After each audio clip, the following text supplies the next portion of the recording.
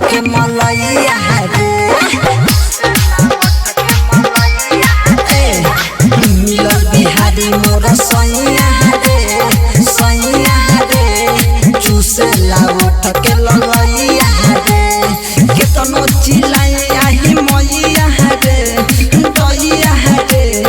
केतनो चिल्लाई आही मैया रे दैया रे चूसेला उठ के मलैया रे मिलल बिहारी मोर सैया रे चूसेला उठ के ललैया रे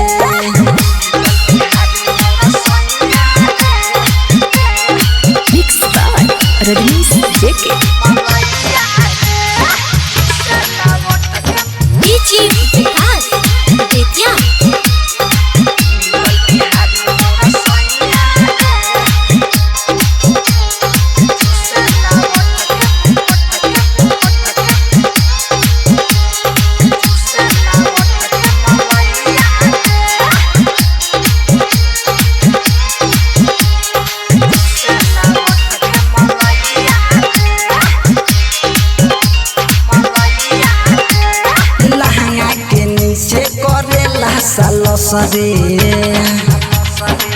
सरे लहंगा के नीचे कोरेला सरे आजा में ढके मारे काचा कचरे ऐसो न सखी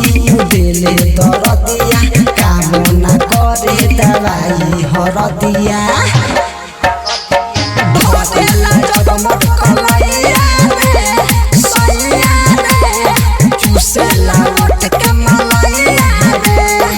मिलल बिहारी मोर सैया रे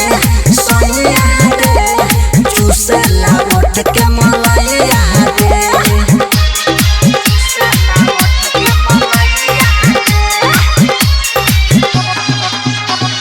डीजे विकास बेतिया